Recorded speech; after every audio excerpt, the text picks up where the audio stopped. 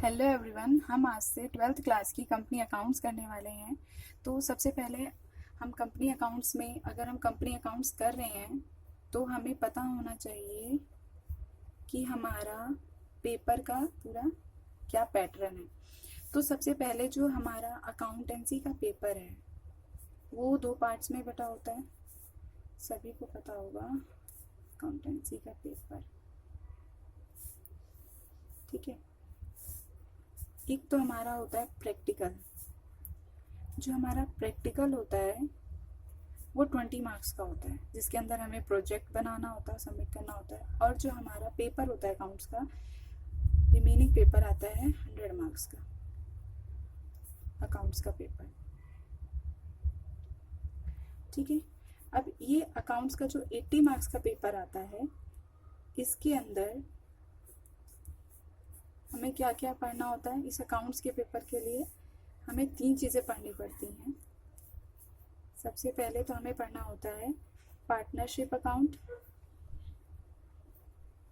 Partnership accounts. दूसरी होती है हमारी कंपनी अकाउंट्स पढ़नी होती है हमें। और हमें एक पढ़ना होता है हमारा फाइनेंशियल, ठीक है। फाइनेंशियल स्टेटमेंट के बारे में सब कुछ पढ़ना पड़ता है, ठीक है। तो अब इस कंपनी अकाउंट्स में हम क्या क्या पढ़ने वाले हैं। हम आज पढ़ने वाले हैं कंपनी अकाउंट्स आज से। तो हम इस कंपनी अकाउंट्स में हमें क्या क्या पढ़ना है। तो सबसे पहले हमें पढ़ना होगा अकाउंटिंग ऑफ शेयर्स, यानी शेयर्स की अकाउंटिंग कैसे करी जाती है, क्या होता है सारा प्रोसीजर। इशू ऑफ डिवेंचर पढ़ना है, डिवेंचर के केस में क्या प्रोसीजर होता है, कैसे हम शेयर डिवेंचर इशू करते हैं। और तीसरा हमारा है and last redemption of debenture, ठीक है। Redemption of debenture. तो हमें कंपनी में सबसे पहले ये पता होना चाहिए कि जो कंपनी है वो कौन से एक्ट के द्वारा रेगुलेट किया जाता है या किस एक्ट के अंदर कवर्ड है। तो जो हमारी कंपनी है,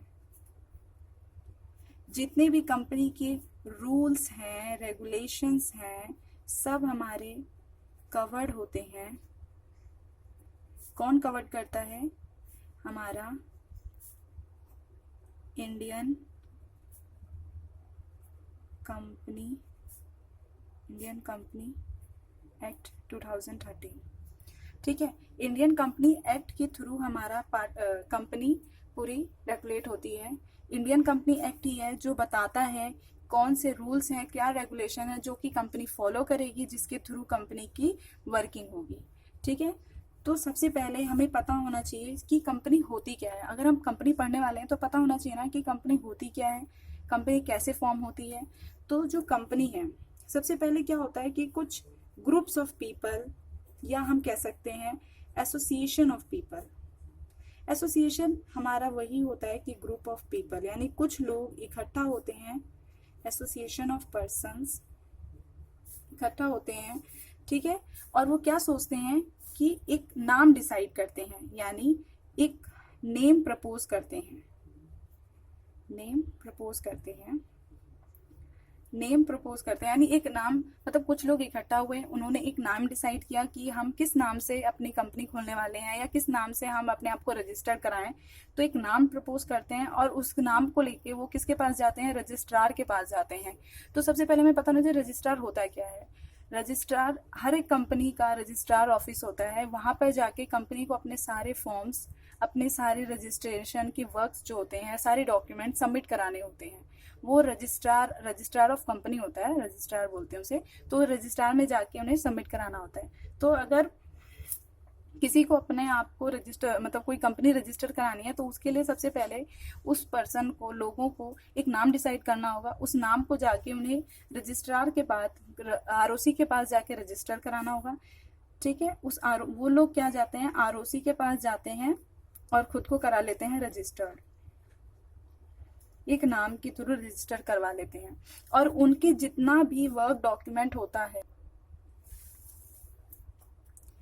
तो वो रजिस्ट्रार के पास जाते हैं और इनका जितना भी वर्क होता है, जितना भी उनके डॉक्यूमेंट्स होते हैं, जो भी उन्हें सबमिट रजिस्ट्रार पास सबमिट कराने होते हैं, जैसे आप लोगों ने बिजनेस में पढ़ा होगा कि हमें मेमोरेंडम ऑफ एसोसिएशन बनाना होता है, आर्टिकल ऑफ एसोसिएशन बनाना होता है, बहुत सारे ऐसे फॉर्म्स होते हैं, लीगल वर्क्स होते हैं जो कि आरओसी के पास, रजिस्ट्रार ऑफ कंपनी के पास जाके इन्हें फुलफिल करना होता है। तो उसके लिए ये लोग अपने साथ साथ एक डायरेक्टर भी, प्रपोज डायरेक्टर रखते हैं। डायरेक्टर, ये प्रपोज डायरेक्टर होता है क्योंकि कंपनी तो बनी नहीं है, तो डायरेक्टर कहाँ से बन जाएगा, तो ये प्रपोज डायरेक्टर होता है जो कि सारी लीगल वर्क्स को फुलफिल करता है।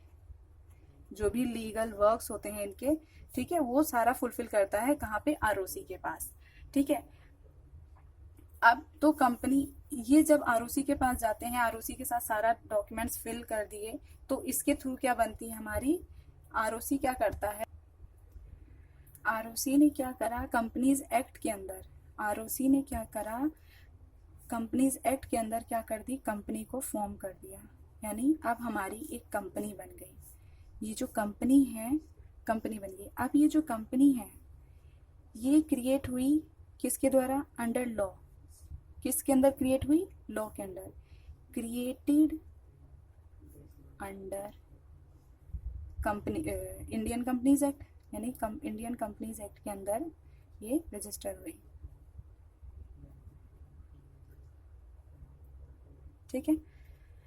तो अब कंपनी एक्ट की डेफिनेशन कहती क्या है, हमने पढ़ा कंपनी एक्ट ऐसे फॉर्म हुई, तो इसी हिसाब से कंपनीज,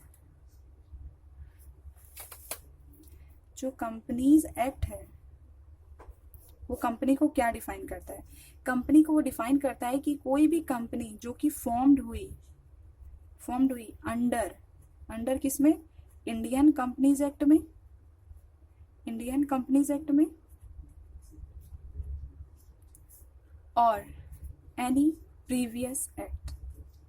प्रीवियस एक्ट कौन सा हो सकता है हमारा, या तो कंपनी प्रीवियस एक्ट कोई भी, जैसे हमारा 2013 जो हमारा इंडियन कंपनीज एक्ट 2013 है, इससे पहले था हमारा इंडियन कंपनीज एक्ट 1956, ठीक है, उससे पहले कोई और रहा होगा। तो यानी इससे पहले किसी भी, या तो 2013 के अंदर रजिस्टर हुई हो, या 2013 से पहले किसी भी कंपनीज एक्ट के अंदर वो रजिस्टर हुई है, तो वो क्या कहलाएगी, कंपनी कहलाएगी, ठीक है। तो अब हमारी कंपनी तो फॉर्म हो गई, कंपनी तो बन गई, पूरा प्रोसीजर हमने पढ़ लिया कंपनी बनती कैसे।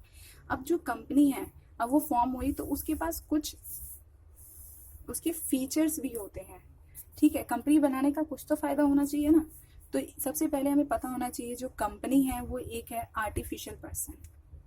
अब ये आर्टिफिशियल पर्सन होता क्या है, ठीक है। आर्टिफिशियल पर्सन वो होता है कि वो एज अ पर्सन हर चीज एक्ट कर सकता है, एज अ पर्सन वो हर चीज कर सकता है, यानी वो किसी भी कॉन्ट्रैक्ट में एंटर कर सकता है, कॉन्ट्रैक्ट में एंटर कर सकता है, कॉन्ट्रैक्ट्स में एंटर कर सकता है। दूसरा, वो अपने नाम पे बैंक अकाउंट ओपन करवा सकता है, ठीक है। उसे कोई थर्ड पार्टी उसे क्या कर सकती है, स्यू कर सकती है, समझ रहे हो, यानी उस पर केस कर सकती है, ठीक है। तो एक आर्टिफिशियल पर्सन ऐसा होता है, बट इसके पास कभी भी इसके पास वोटिंग राइट नहीं होता, voting right, no voting right.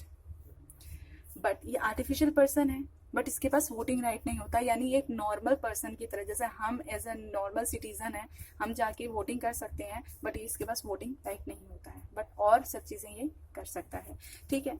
साथ ही साथ जो कंपनी के अंदर, ये जो कंपनी है ये स्टार्ट कैसे हुई, ऐसे थोड़ी स्टार्ट हो गई, इसके एसोसिएशन ऑफ पर्संस मिलके लोगों ने, एसोसिएशन ऑफ पर्संस कुछ लोगों ने मिलके इसे फॉर्म किया, तो वो तो हो गए प्रमोटर्स, यानी जिन लोगों ने इसे मिलके फॉर्म करते हैं वो प्रमोटर्स होते हैं, और जो इसके अंदर इन्वेस्ट करते हैं, मींस जो इसके अंदर इन्वेस्ट करते हैं वो होते हैं हमारे मेंबर्स, ठीक है। और इन्वेस्ट कैसे किया जाता है, थ्रू शेयर्स लगा के, और उनके शेयर्स, जो शेयर होल्डर होते हैं वही हमारे मेंबर्स होते हैं, जो पैसा इन्वेस्ट करता है वही मेंबर होता है। बट ऐसा नहीं है कि अगर कोई डिवेंचर खरीद रहा है या कोई सिक्योरिटीज खरीद रहा है तो वो मेंबर हो जाएगा, नहीं, जो शेयर इन्वेस्ट करता है वही मेंबर्स होता है। तो अब हम कंपनी के फीचर्स को देखते हैं कि क्या क्या कंपनी के फीचर हैं अगर ये कंपनी फॉर्म हुई है। तो सबसे पहले इसके पास एक सेपरेट लीगल एंटिटी होती है, यानी इसकी एक अपनी अलग पहचान है।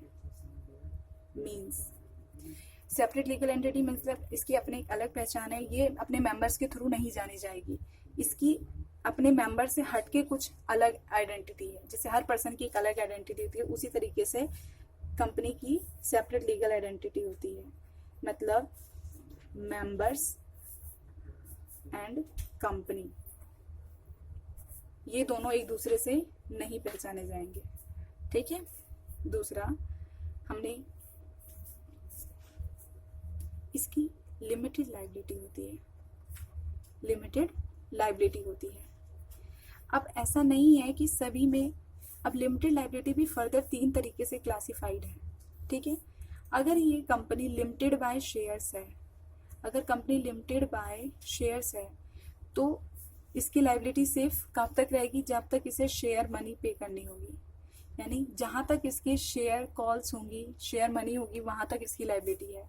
अगर ये लिमिटेड बाय गारंटी है, गारंटी है तो जहां तक इसने गारंटी दे रखी होगी, यानी जो भी इन्होंने गारंटी अमाउंट होगा इनका, वहां तक इनकी लायबिलिटी होगी, ठीक है। और एक होता है अनलिमिटेड, ठीक है। अनलिमिटेड कंपनी जो होती है उस केस में, सिर्फ उसी केस में इनकी लायबिलिटीज अनलिमिटेड होती हैं, ठीक है। और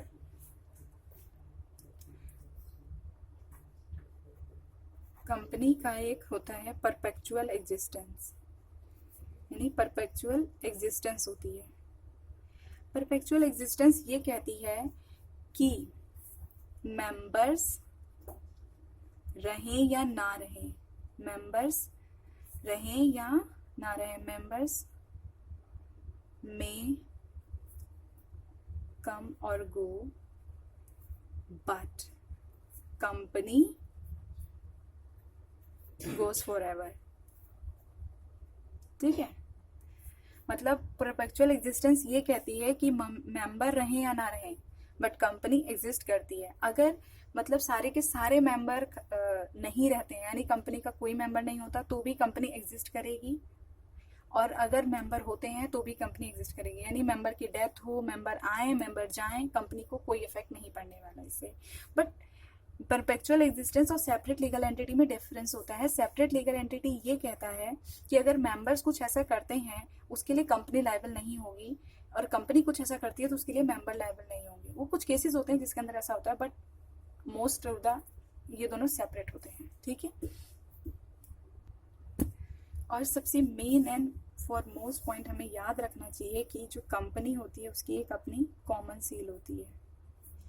कॉमन सील ये होता है कि उसका एक सिग्नेचर या रजिस्टर, कहते हैं ना कि स्टैंप होती है। तो यानी कंपनी कभी भी अगर किसी भी कॉन्ट्रैक्ट के अंदर या किसी भी चीज़ में एंटर करती है तो उसके हर एक कॉन्ट्रैक्ट के डॉक्यूमेंट्स पे, हर एक डॉक्यूमेंट्स पे एक स्टैंप का साइन होता है, स्टैंप लगी होती है, ठीक है। उसे कहा जाता है कि वो कॉमन सील है, ठीक है। अब हमने पार्टनरशिप पहले पढ़ी हुई है, आप सबने अगर पार्टनरशिप पढ़ी होगी और कंपनी, तो हमें मोस्टली आता है कि पार्टनरशिप और कंपनी अलग कैसे हैं, यानी इन दोनों के बीच में डिफरेंस क्या है, डिफरेंस क्या है। तो हम इसे फटाफट देखते हैं कि हमारे पार्टनरशिप में और कंपनी में डिफरेंस क्या है, ठीक है। तो जो सबसे पहले इसकी फॉर्मेशन से देखते हैं, जो फॉर्मेशन से कि जो पार्टनरशिप की फॉर्मेशन है वो कैसे होती है। तो पार्टनरशिप की फॉर्मेशन हमने पढ़ी होगी 2 तरीके से होती है। एक तो अगर हम इसे रजिस्टर करवाते हैं, ठीक है, अगर हम इसे रजिस्टर करवाते हैं तो हम किस में, इंडियन पार्टनरशिप एक्ट के अंदर हम इसे रजिस्टर करवा देंगे, ठीक है। अगर हमारा पार्टनरशिप रजिस्टर है तो इंडियन पार्टनरशिप एक्ट 1932 के अंदर रजिस्टर होता है। और अगर ये हम इसे रजिस्टर नहीं कराते हैं तो हम इसको किसके अंडर करते हैं, हमारी अपनी म्यूचुअल अंडरस्टैंडिंग होती है, म्यूचुअल एग्रीमेंट होता है हमारा, ठीक है। म्यूचुअल एग्रीमेंट से हम इसे करते हैं, जिसके अंदर हम पार्टनरशिप डीड वीड बनाते हैं और इसे कंटिन्यू करते हैं, ठीक है। बट कंपनी के फॉर्मेशन के लिए तो एक ही मेन वो है कि आपको जाके इंडियन कंपनीज एक्ट के अंदर का अपने आपको क्या कराना पड़ेगा, इनकॉर्पोरेट कराना पड़ेगा। क्या कराना पड़ेगा, इनकॉर्पोरेट कराना पड़ेगा। ठीक है, तो फॉर्मेशन हमें पता चल गई, हमें फॉर्मेशन करवानी है तो हम कैसे फॉर्मेशन करवा सकते हैं, और इसी के अंदर आपने देख लिया कौन कौन से एक्ट के अंदर रेगुलेट किया जाता है। ठीक है, उसके बाद हम बात कर लें कि कितने हमारे नंबर ऑफ मेंबर्स होते हैं। ठीक है, यानी हमारे एक पार्टनरशिप में कितने मेंबर हो सकते हैं। तो हमारे पार्टनरशिप में मिनिमम 2 मेंबर्स तो होने ही चाहिए। ठीक है, मिनिमम 2 हो सकते हैं और मैक्सिमम हमारे मेंबर हो सकते हैं 50। ठीक है, मैक्सिमम 50 मेंबर्स हो सकते हैं, मतलब हमारे पार्टनर्स हो सकते हैं, क्योंकि पार्टनरशिप में पार्टनर्स होते हैं। और हमारी कंपनीज एक्ट के अंदर ये फर्दर 2 में डिवाइड है, क्योंकि कंपनी 2 तरीके की होती है। एक होती है हमारी पब्लिक कंपनी, ठीक है, एक होती है हमारी प्राइवेट कंपनी। ठीक है, तो जो हमारी पब्लिक कंपनी होती है, पब्लिक कंपनी के अंदर मिनिमम कितने होने चाहिए, मिनिमम तो 7 होने चाहिए, एंड मैक्सिमम की कोई लिमिट ही नहीं है। मैक्सिमम कितने भी मेंबर्स हो सकते हैं, नॉट स्पेसिफाइड, अभी स्पेसिफाइड नहीं किया गया है लॉ के द्वारा कि कितने मैक्सिमम मेंबर्स होने चाहिए। ठीक है, और प्राइवेट कंपनी के केस में क्या होता है कि मिनिमम हमारे 2 मेंबर्स होने चाहिए एंड मैक्सिमम 200 मेंबर्स होने चाहिए। बट एक्सक्लूड किसे करेगा, उसके जो अपने एम्प्लॉयज होते हैं ना, अपने एम्प्लॉयज जो उनके शेयर्स लेके मेंबर्स बनते हैं या जॉइंटली बनते हैं या सेवरली बनते हैं, तो वो इसमें एक्सक्लूडेड है। और इसकी लाइबिलिटी पे बात करी जाए तो कि लाइबिलिटी कितनी होती है, तो आपने पार्टनर्स की तो पढ़ा ही है कि इनकी लाइबिलिटी ज़रूरी नहीं है कि लिमिटेड ही हो, ये अनलिमिटेड भी हो सकती है और लिमिटेड भी हो सकती है। ठीक है, लिमिटेड अनलिमिटेड दोनों हो सकती है। ठीक है, और अनलिमिटेड ये हो सकता है कि ये जॉइंटली भी हो और सेवरली भी हो। जॉइंटली एंड सेवरली का मतलब आपने पढ़ा ही होगा पार्टनरशिप में। जॉइंटली का मतलब होता है कि मिलकर, यानी ए प्लस बी दोनों मिलके देंगे। बट सेवरली के केस में क्या होता है, ए देगा या फिर बी देगा, और मतलब अलग अलग ए और बी इन दोनों में से कोई दे सकता है। ठीक है, बट लाइबिलिटी के केस में हमने कंपनी में ऑलरेडी आपको बता दिया है कि जो इसमें 3 तरह का होता है। ठीक है, बाय शेयर्स है तो शेयर तक होगी। ठीक है, अभी हमने ऊपर ही पढ़ा है इसको। ठीक है, बाय गारंटी है तो,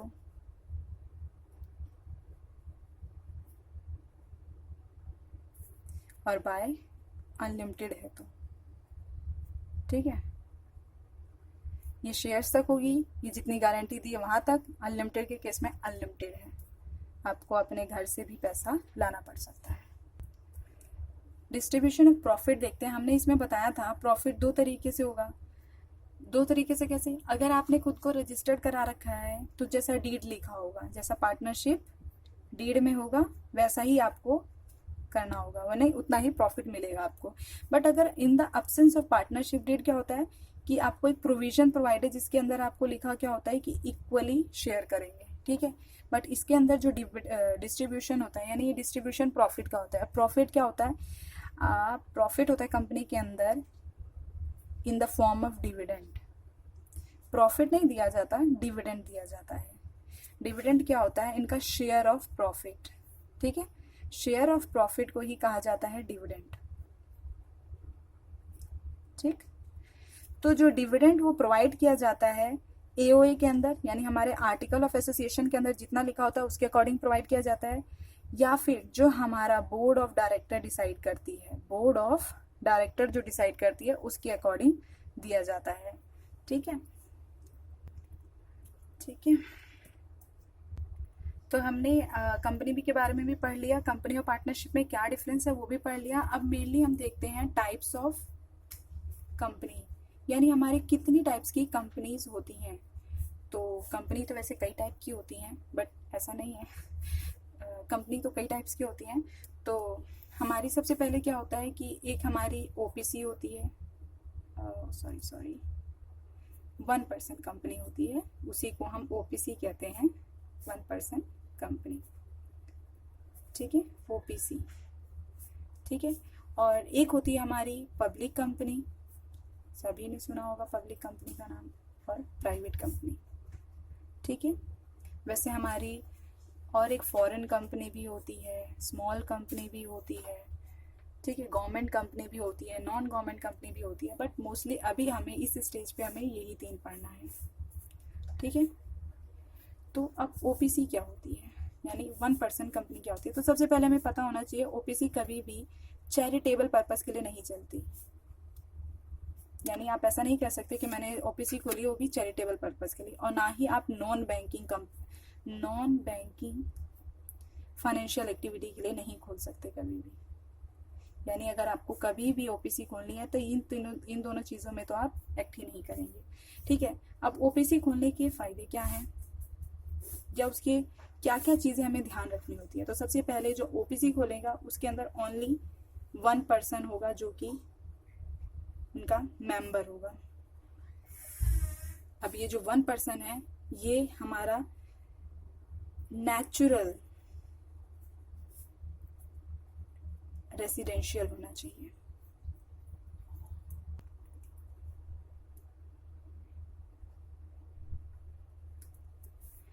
नेचुरल मीन्स अभी हमने पढ़ा कि कंपनी, इससे पहले हमने पढ़ा था ना कि कंपनी आर्टिफिशियल पर्सन होती है, तो हमें आर्टिफिशियल नहीं नेचुरल पर्सन होना चाहिए।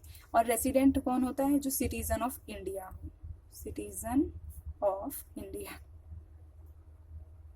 इंडिया का सिटीजन हो, वो नेचुरल पर्सन माना जाता है, वही कंपनी को फॉर्म कर सकते हैं और कोई नहीं, ठीक है। और साथ ही साथ लॉ के द्वारा एक क्राइटेरिया बताया गया है कि जो ओपीसी है उसका paid up capital, paid up समझते हैं, पेड अप कैपिटल हम आपको अभी आगे बताएंगे जब पूरा शेयर कैपिटल के बारे में बताएंगे। तो पेड अप शेयर कैपिटल कितनी होनी चाहिए, नॉट मोर देन, यानी लेस देन 50 लाख होनी चाहिए, यानी 50 लाख से ज़्यादा नहीं। अगर आपने 50 लाख से आपकी मोर हुई तो आप एक प्राइवेट कंपनी में खुद को कन्वर्ट कराएंगे, ठीक है। किसमें कराएंगे, प्राइवेट कंपनी में कन्वर्ट कराएंगे खुद को, अगर आपकी 50 लाख से ज़्यादा हो जाती है तो, ठीक है। और साथ ही साथ थर्ड पॉइंट क्या कहता है कि इसका एक डायरेक्टर होना चाहिए, मिनिमम एक डायरेक्टर, ठीक है। और मैक्सिमम आप 15 रख सकते हैं, 15 डायरेक्टर, ठीक है। ये तो होती है हमारी पब्लिक ओपीसी, मतलब 1% कंपनी। अब प्राइवेट कंपनी क्या होती है, फटाफट करते हैं, ठीक है। ये जो प्राइवेट कंपनी है, सबसे पहले एक प्राइवेट कंपनी को हमेशा अपनी कंपनी के नाम के पीछे पीवीटी एलटीडी लगाना पड़ेगा। आपने सुना होगा ना पीवीटी एलटीडी, अक्सर प्राइवेट कंपनी, अक्सर क्या, हमेशा ही प्राइवेट कंपनी के पीछे पीवीटी एलटीडी लगा होता है, ठीक है। अब इसका क्या है, सबसे पहले हमने इसमें पढ़ा कि जो हमारे मिनिमम हमारे कितने मेंबर्स होने चाहिए, मिनिमम 2 मेंबर्स तो होने ही चाहिए, और मैक्सिमम हमने बता ही दिया कि 200 मेंबर्स होने चाहिए। तो मेंबर्स से रिलेटेड हमने बात कर ली है, ठीक है। और इसका मेन क्या होता है कि इसके ऊपर एक रिस्ट्रिक्शंस होती हैं। रिस्ट्रिक्शन क्या होती है, रिस्ट्रिक्शन होती है ऑन ट्रांसफर ऑफ शेयर्स, यानी आप शेयर को ट्रांसफर नहीं कर सकते, ट्रांसफर ऑफ शेयर्स, ठीक है। यानी एक कभी भी प्राइवेट कंपनी का जो भी मेंबर होता है वो कभी भी ट्रांसफर ऑफ शेयर्स नहीं कर सकता, का रिस्ट्रिक्शंस होती हैं उनकी, ठीक है। और साथ ही साथ ये कभी भी पब्लिक इशू नहीं करते। अब ये पब्लिक इशू क्या होता है, पब्लिक मीन्स क्या, लोग, यानी कभी भी ये डायरेक्टली पब्लिक को, यानी पब्लिक यानी जो भी लोग हैं उनको कभी भी डायरेक्ट इशू नहीं करती। जैसे हम अभी अकाउंटिंग ऑफ शेयर्स पढ़ने वाले हैं तो हम बताएंगे कि कंपनी शेयर इशू कर रही है, तो एक प्राइवेट कंपनी कभी भी पब्लिक इशू नहीं करती, नो पब्लिक इशू कभी भी नहीं करती है। प्राइवेट प्लेसमेंट्स कर सकती है, ठीक है, पर पब्लिक इशू नहीं कर सकती। और साथ ही साथ इसकी जो पेड अप कैपिटल है, इसकी जो पेड अप कैपिटल है ये मिनिमम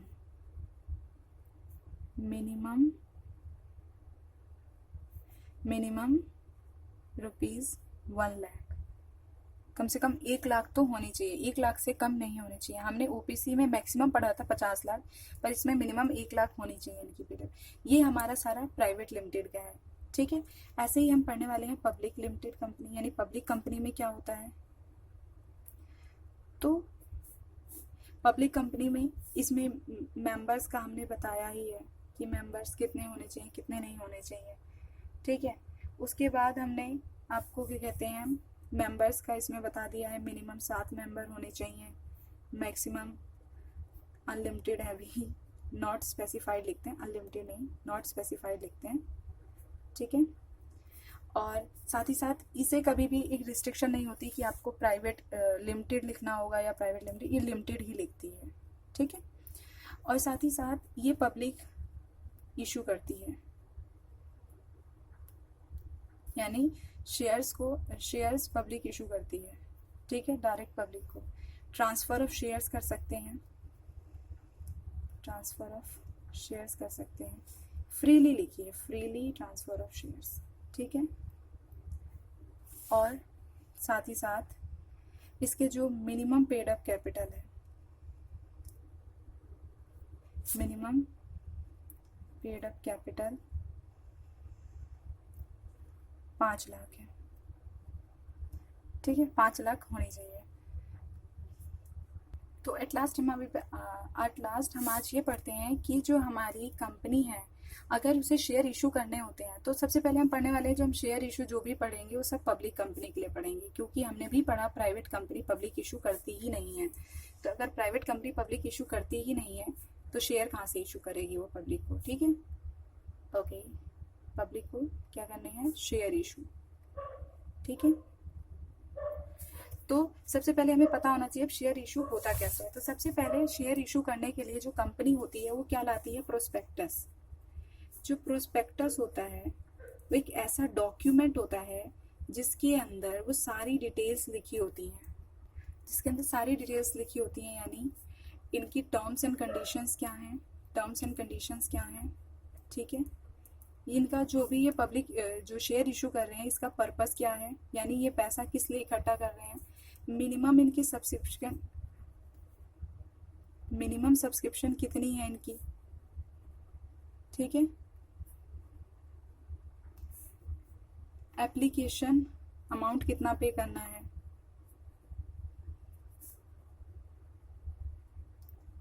इतना एप्लीकेशन अमाउंट पे करना है, मोड ऑफ पेमेंट क्या है इनका, ठीक है। तो एक प्रोस्पेक्टस के अंदर ये सब बातें इन्होंने लिखी होती हैं कि ये सब चीज़ें, ठीक है। अब ये प्रोस्पेक्टस ये इशू करते हैं और उसके अंदर इन्होंने लिखा होता है मिनिमम सब्सक्रिप्शन। अब ये मिनिमम सब्सक्रिप्शन होता क्या है, मिनिमम सब्सक्रिप्शन वो होता है कि जो हमारे बोर्ड ऑफ डायरेक्टर डिसाइड करते हैं कि हमें, जब हम प्रोस्पेक्टस इशू करते हैं और उसमें हमें लिखा होता है कि जिसको भी शेयर्स लेने हैं उन्हें एप्लीकेशन देनी होगी, तो एप्लीकेशन मनी पे करना होगा। तो जो एप्लीकेशन मनी पे करते हैं वो हमें कितना % मिल जाना चाहिए। अगर हमने जितने भी शेयर इशू किए हैं उसका 90% ऑफ हमें जो भी एप्लीकेशन अमाउंट होते हैं वो मिल जाने चाहिए, एप्लीकेशन अमाउंट, ठीक है। हमें 90% ऑफ मिल जाना चाहिए। अगर ये हमें नहीं मिलता है, नॉट रिसीव्ड, अगर हमें ये रिसीव नहीं होता है तो हमें 30 दिन के अंदर, अगर ये 30 डेज के अंदर होता ना, 30 डेज के अंदर रिसीव नहीं होता है, 30 डेज के अंदर रिसीव नहीं होता है तो हमें विदिन 15 डेज सारा जितना भी अमाउंट हमें कलेक्ट किया होता है हमें ये रिफंड करना पड़ता है। यानी अगर नहीं रिसीव होता तो विदिन 15 डेज हमें सारा का सारा पैसा वापस कर देना होगा, जितना भी पैसा हमें मिला है। तो मिनिमम सब्सक्रिप्शन यही होता है कि हमें 90% ऑफ जो भी हमें एप्लीकेशन मनी है वो हमें मिल जानी चाहिए, ठीक है। तो ये होता है मिनिमम सब्सक्रिप्शन। मिनिमम सब्सक्रिप्शन मिल जाने के बाद कंपनी क्या करती है, जो भी लोगों ने, जिन लोगों ने एप्लीकेशन दी होती है उन लोगों को शेयर्स अलॉट करती है। शेयर अलॉट करने के बाद उसमें अलॉटमेंट का पैसा मंगवाती है और उसके बाद कॉल मनी मंगवानी होती है तो कॉल मनी मंगवाती है। ये सारा प्रोसीजर चलता है कि कब कितना पैसा मंगवाना है वो कंपनी डिसाइड करती है कि उसे कब अलॉटमेंट मंगवानी है, कब कॉलेज मनी मंगवानी है। तो ये सब सारा हमारा इशू का प्रोसीजर कि हम शेयर इशू कैसे करते हैं। ठीक है, मैं जानती हूँ आज का काफ़ी ज़्यादा थ्योरी था, बहुत ज़्यादा थ्योरी था, बट हाँ ये सारा थ्योरी हमारे प्रैक्टिकल करने के लिए ज़रूरी है। आगे हमें फर्दर क्लासेस के लिए, फर्दर एजुकेशन के लिए जब हम करेंगे तो उसमें सभी हमारे काफ़ी ज़्यादा आने वाला है। ठीक है, तो आई नो ये बहुत टफ है सारा थ्योरी पढ़ना, बट हमारे लिए ज़रूरी है तो हमें पढ़ना ही होगा। ठीक है, तो इसे हमें कवर करना होगा। तो नेक्स्ट क्लास से हम आगे का, हम शेयर कैपिटल क्या होता है, शेयर क्या होता है, ये सारा पढ़ेंगे। ठीक है, थैंक यू।